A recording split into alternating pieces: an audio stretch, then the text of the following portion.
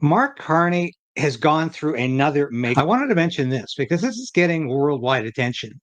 With the sweeping immigration and security bill. Sounds great, doesn't it? Just sounds wonderful. We're going to have a sweeping immigration and security bill. Well, I guess that means we're going to have secure borders and fewer immigrants. Yeah, except we've got 1 million immigrants this year. We are literally spiking beyond belief in immigration. So you think it's going to stop, do you?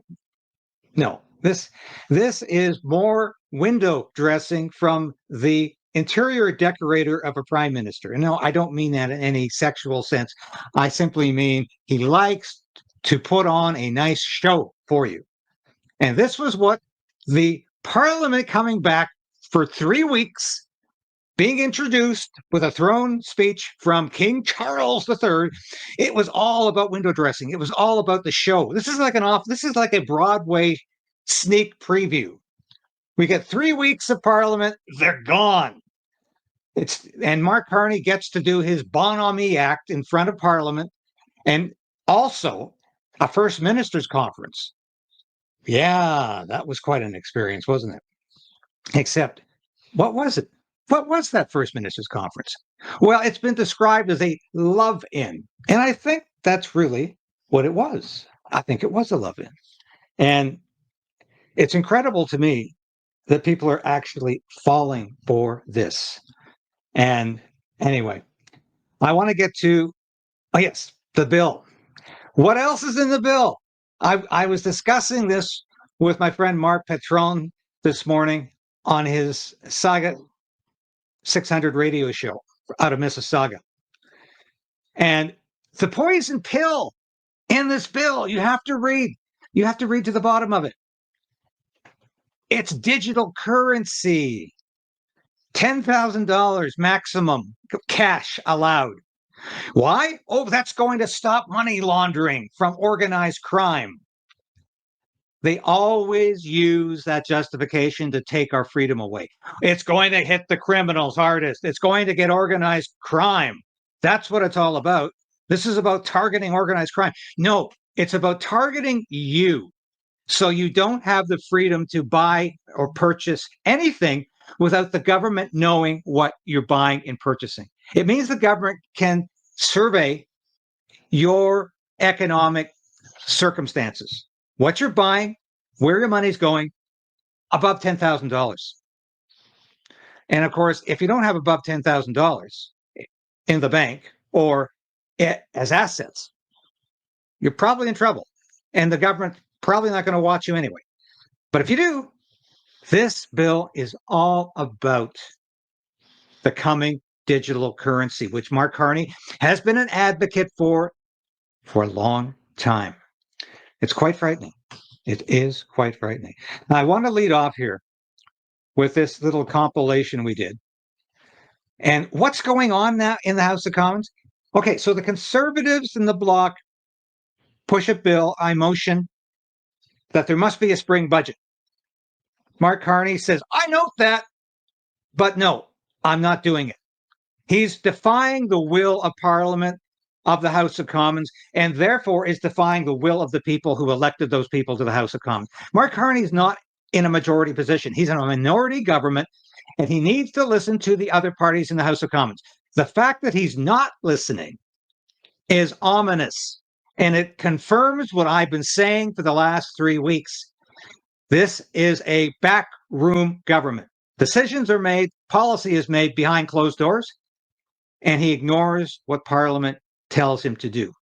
And this is what Mark Carney is all about. Let's listen to this. Fact. We know how to grow this economy without spending money. And that's why we're proposing. A bill to build one Canadian economy out of 13. Mr. Speaker, we take note of last night's motion. So the first breaking news for you from me for this parliamentary session is that a Conservative motion requiring an accounting of Canada's finances, with Mark Carney having to produce a budget this spring. Now, Prime Minister Carney said he wasn't going to produce a budget at all this year, then said he would do it this fall. And then he tabled a bill with $500 billion in spending. Now, this is extraordinary. He said he was going to cap increases to government spending at 2%. This is an 8% increase. It also sees massive increases to consultants outside of government. I want you to think Arrive scam when we talk about consultants. So we need accountability. We need to see what's happening with this $500 billion. Is this more inflationary spending? And is that why the Carney Liberals don't want it scrutinized by parliamentary committees and by members of parliament from all parties? So this is a big win, and it's important. This is an important test for the new Prime Minister because he doesn't have a majority. So will he meet the deadline and get this budget in front of parliamentarians this spring? Well, stay tuned. We're just getting started. Ready. Fact. Yep. That's what's in the main estimates, and we expect the support of members opposite. The member opposite. I know how to grow. Unlike the member opposite, I know how to grow this economy. Let's listen to a longer version of question period yesterday to see actually what's going on here, because this is Mark Carney at his theatrical best, and I can tell you that Mark Carney is a great actor. And as I wrote in my Substack, and I wish I had it, I might be able to get the slide of that later. But as I say in my Substack, I just put out this morning, he's going through another makeover, and this is all about Mark Carney in his latest incarnation. And it's incredible. So let's have a look at this. And Mark Carney, this is Mark Carney, the gunslinger. Remember Pierre Trudeau? Yeah, he was the father of Justin Trudeau. Some people say maybe he had another father, actually, but I'm not going to say that because it always gets some people upset when I do. However, Justin Trudeau's father, Pierre Trudeau, used to do his Gunslinger Act. Mark Carney apparently remembers that quite profoundly because this is Mark Carney doing his Gunslinger Act. Fact. That's right. Mr. Speaker, the government of Canada is imposing tariffs that cause maximum impact on the United States, minimum impact on Canada. Fact. On over $60 billion of U.S. exports to Canada. Fact. Raised over $1.7 billion already. Fact. To build one Canadian economy out of 13, and all the provinces and Quebec agree. All right, you think it's just about one Canadian economy, or is this about the federal government usurping provincial rights? I think it could very well be that. Now, why do you think it's going to be any different for us now? Why do you think Mark Carney is suddenly going to be the savior of the Canadian economy? He's already lied to you about spending less money. He's spending as much as Justin Trudeau, and he's doing it without the authorization of the House of Commons. So he's ruling by decree, and all he has to do is go to the premier's, the first minister's meeting, and have a love-in to have his actions and his policies validated by the premiers. And who's the only one fighting him in the premier? Only one visibly saying we're going to stop Mark Carney from taking our natural resources away is Alberta Premier Danielle Smith, who I'm trying to get on the show in the next week to talk about this and the Alberta separation situation that she's facing. So, thank you so much for joining me today. It's always a pleasure, and thank you for boosting our numbers.